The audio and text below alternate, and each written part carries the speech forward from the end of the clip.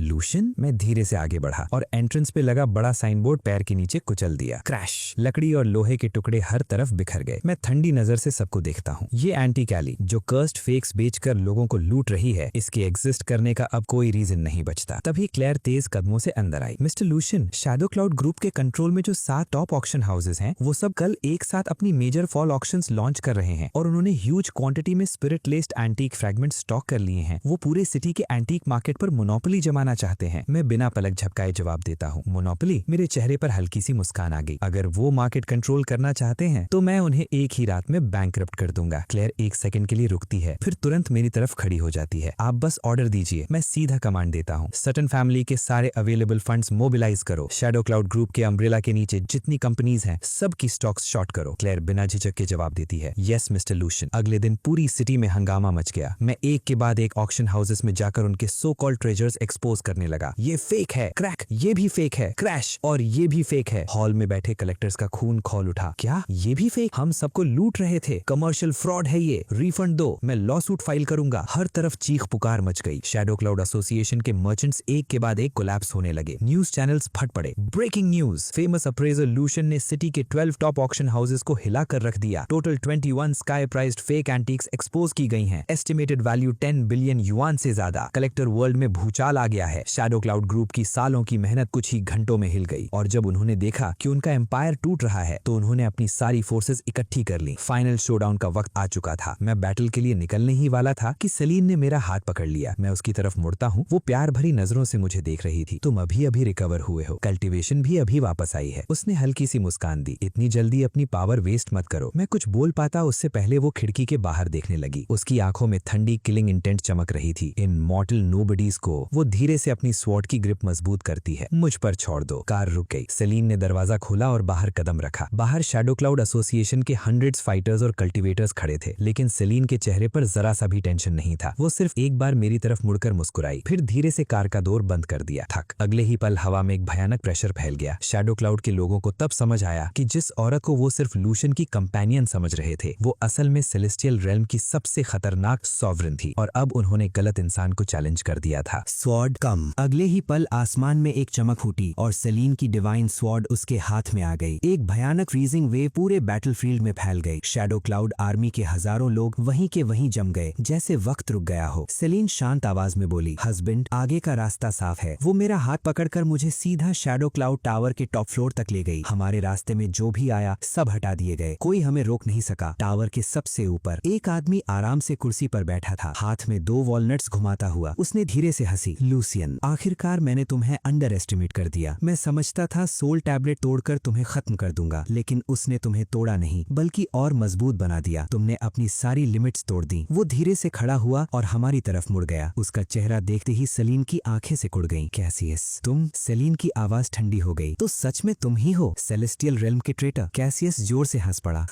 Celestial realm का महान heavenly sovereign और उसकी प्राउड सॉवरेन क्वीन, कितना इमोशनल रियूनियन है। फिर उसकी आंखें पागलपन से चमक उठी। तुम दोनों को लगता है मैंने 3 साल तक मॉर्टल एंटीक्स सिर्फ पैसा कमाने के लिए कलेक्ट किए थे? नहीं, मैंने पूरे ट्रेजर एंटीक एली की फॉर्च्यून एनर्जी इकट्ठी करके 9 एबिस वर्ल्ड एंडिंग एरे बनाया है। आज रात मैं इस प्लैनेट के हर जीव की लाइफ फोर्स एब्जॉर्ब करूंगा। करोड़ों लोग मर जाएंगे और तुम दोनों इस एरे के पहले सैक्रिफाइस बनोगे। वो दोनों हाथ फैलाकर आसमान की तरफ देखने लगा। जब मैं गॉडहुड अचीव कर लूंगा तब मॉर्टल वर्ल्ड और सेलेस्टियल रेल्म दोनों मेरे सामने झुकेंगे। उसकी पागल हंसी पूरे टावर में गूंजने लगी, लेकिन मैंने बस ठंडी नजर से उसे देखा। फिर बीच में ही उसकी बात काट दी। कैसियस, तुमने 3 साल प्लानिंग की, लेकिन एक बात भूल गए। उसकी हंसी धीरे धीरे रुक गई। मैं एक कदम आगे बढ़ा। तुम्हारे सारे एरेज, तुम्हारी सारी कल्टिवेशन टेक्निक्स, तुम्हारा हर सीक्रेट, सब मैंने ही तुम्हें सिखाया था। कैसियस का चेहरा तुरंत बदल गया। क्या? मैं हल्का सा मुस्कुराया। तुम्हें लगा मैं इतने दिन एंटीक एलीज में बस घूम रहा था? तुम्हें लगा मैं रैंडम ब्रोकन आर्टिफैक्ट्स कलेक्ट कर रहा था? मैंने उंगली चटकाई। स्नैप। अगले ही पल टावर के बाहर पूरा आसमान बदल गया। कैसियस भागकर खिड़की के पास पहुंचा। उसकी आंखें फट गईं। इम्पॉसिबल। उसका महान 9 एबिस एरे जो 3 साल में बना था, एक पल में बिखरने लगा, जैसे किसी ने रेत का महल उड़ा दिया हो। एरे की लाइंस टूट गईं, रून्स बुझ गए, एनर्जी उल्टा कोलैप्स कर गई। कैसियस चीख पड़ा, नहीं, मेरा एरे, मेरा गॉडहुड, मेरा इकलौता चांस। वो घुटनों पर गिर गया, लेकिन अगले ही सेकंड उसकी आंखों में पागलपन वापस आ गया। अगर मैं गॉड नहीं बन सकता तो ये पूरी दुनिया मेरे साथ मरेगी। उसने जेब से एक ब्लैक पिल निगल ली। उसकी ऑरा तुरंत वायलेंट हो गई। सेलीन की आंखों में किलिंग इंटेंट चमक उठी। तुम्हारी हिम्मत कैसे हुई? एक गद्दार मेरे हस्बैंड के सामने हंगामा करे? वो तुरंत मेरी साइड में आ खड़ी हुई। उसकी स्वॉर्ड आसमान की तरफ उठ गई। कैसियस, एक वक्त था जब मैंने खुद तुम्हें थ्रोन तक पहुंचाया था। आज मैं खुद तुम्हें 9 एबिस में फेंकूंगी, हमेशा के लिए, जहां से तुम कभी वापस नहीं आ सकोगे। कैसियस चीखता हुआ हमारी तरफ दौड़ा, लेकिन इस बार सब कुछ खत्म हो चुका था। मैं और सेलीन एक साथ आगे बढ़े। एक पल के लिए पूरा आसमान रोशनी से भर गया, फिर खामोशी। कैसियस का शरीर एरे के अंदर सील हो गया। उसका सोल टूटने लगा और कुछ ही सेकंड्स में वो राख बनकर हवा में बिखर गया। सब कुछ खत्म हो गया। काले बादल हट गए, तूफान रुक गया, आसमान फिर से साफ हो गया। सेलीन ने अपनी स्वॉर्ड वापस शीज में रखी और मेरी तरफ मुड़कर मुस्कुराई। हस्बैंड, सब खत्म हो गया। मैं उसका हाथ पकड़ लेता हूँ, फिर धीरे से सिर हिलाता हूँ। नहीं, हमारी स्टोरी अभी शुरू हुई है। मैं उसकी आंखों में देखकर मुस्कुराता हूँ। हर जन्म में, हर साल, हर दिन मैं तुम्हारे साथ रहूंगा। सेलीन की आंखों में नमी आ गई। वो हल्की सी हंसी। फिर मैं भी, हर जन्म में, हर साल, हर दिन मैं तुम्हारे साथ रहूंगी। दोनों एक दूसरे को गले लगा लेते हैं और उस रात सेलेस्टियल रेल्म और मॉर्टल वर्ल्ड के ऊपर एक नई कहानी शुरू हुई। एक ऐसी कहानी जहां हेवनली सॉवरेन और उसकी क्वीन को आखिरकार वो चीज मिल गई थी जिसके लिए वो 3000 साल तक लड़ते रहे थे, एक दूसरे का साथ। हार्ट।